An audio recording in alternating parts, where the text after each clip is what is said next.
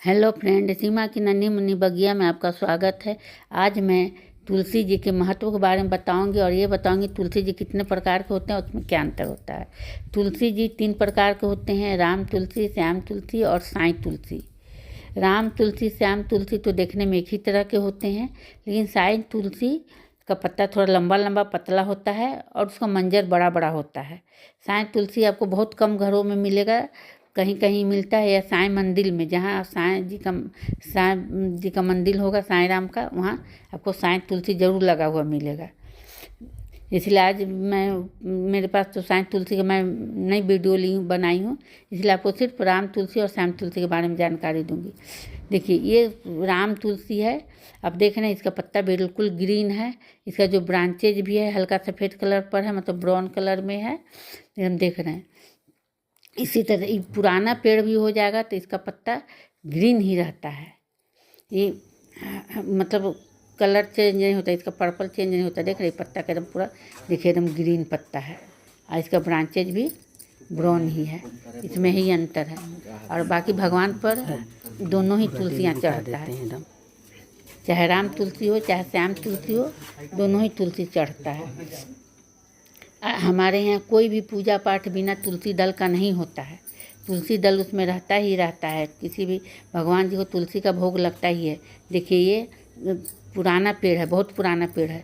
इसका पत्ता भी देख रहे हैं कि पुराना होने पर भी छोटा छोटा पत्ता हो गया, लेकिन आप देख रहे हैं कि यह हरा ही है। और इसका ब्रांचेज देख रहे हैं कि ब्राउन कलर का ही, आप देख रहे हैं इसका ब्रांचेज एकदम बिल्कुल ब्राउन कलर का है। पुराना पेड़ में वैसे ही था, देखिए नया पेड़ है, इसमें भी इसमें। और ये देखिए श्याम तुलसी है।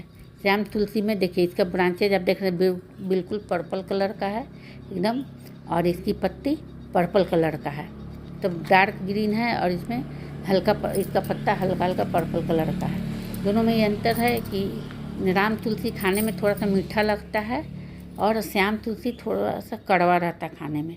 कहते हैं कि राधे जी को तुलसी क्यों पसंद है। तुलसी राधे जी को इसलिए पसंद है कि राधे कृष्ण को, क्योंकि इसमें जो मंजर होता है ना तुलसी जी में, तो एक फूल निकलता है इसमें सफ़ेद कलर का। देखिएगा कभी कभी, वो हमेशा फूल देखने को नहीं मिलता, लेकिन कभी कभी मंजर में देखिए सफ़ेद कलर का फूल होता है। तो उस फूल का जो सुगंध होता है ना, उस राधे जी और श्री कृष्ण भगवान के शरीर से वही सुगंध निकलता है, उसी तरह उनका शरीर सुगंधित रहता है। इसीलिए कृष्ण भगवान को या विष्णु भगवान को तुलसी का माला चढ़ता है या तुलसी चढ़ता है। साउथ में आप जाइए तो वहाँ फूल नहीं चढ़ता है, तुलसी जी का माला ही चढ़ता है, या तुलसी जी का पत्ता ही चढ़ता है। उधर फूल या प्रसाद नहीं चढ़ता है। विष्णु भगवान का मंदिर में चाहे राधे कृष्ण का मंदिर में तुलसी माला ही सिर्फ चढ़ता है।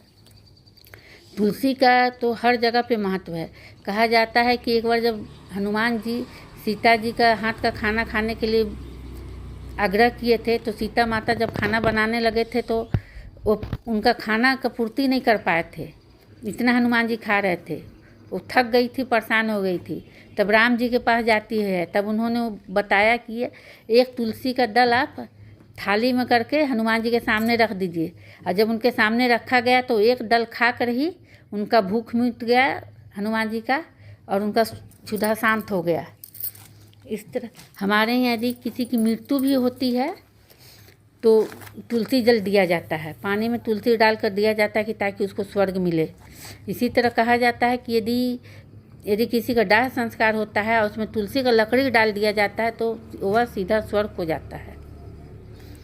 इसलिए कहता है कि दाह संस्कार में तुलसी का लकड़ी, चंदन का लकड़ी के साथ साथ तुलसी का लकड़ी जरूर रखना चाहिए। तुलसी का लकड़ी का आपके यहाँ सूखा लकड़ी है तो उसको बर्बाद नहीं करें, उससे सुखा करके आप यदि दिया जलाते हैं उसमें एक लकड़ी डाल दें तो सीधे भगवान को अर्पित होता है। विष्णु जो कृष्ण भगवान को दीपक अर्पित होता है, तभी भगवान को तो मिलता ही है, लेकिन सीधा उनको अर्पित हो। अब विष्णु जी बहुत प्रसन्न होते हैं, इसलिए कहता है कि आप यदि तुलसी का लकड़ी, मतलब जो ब्रांच सूख जाए उसको फेंकना नहीं चाहिए, उससे रख करके और दिया में तुलसी का लकड़ी डालिए। या आप धूप दिखाते तो धूप में तुलसी का लकड़ी डालिए, उसमें जला करके धूप जलाइए, तो उससे विष्णु भगवान और कृष्ण जी बहुत प्रसन्न होते हैं। इसके अलावा भी इसका बहुत सारा औषधीय गुण है। यदि तुलसी जी का प्रतिदिन सेवन करते हैं सुबह में बासी मुँह, तो आप कभी भी आपको सर्दी खांसी या बलगम का प्रॉब्लम नहीं होगा और आपका शरीर स्वस्थ रहेगा। जिस घर में तुलसी जी रहता है वहाँ इसका हवा आसपास में जब चलता है, तुलसी जी का हवा जब मिलता है तो कहता है कि वहाँ का प्रदूषित वायु वातावरण मतलब शुद्ध हो जाता है, प्रदूषित वायु शुद्ध हो जाता है, वहाँ का आसपास का वातावरण शुद्ध हो जाता है। इसलिए तुलसी घर में ज़रूर रखना चाहिए और तुलसी का प्रतिदिन पूजा करना चाहिए। और हिंदू धर्म में तो तुलसी हर घर में मिलता है।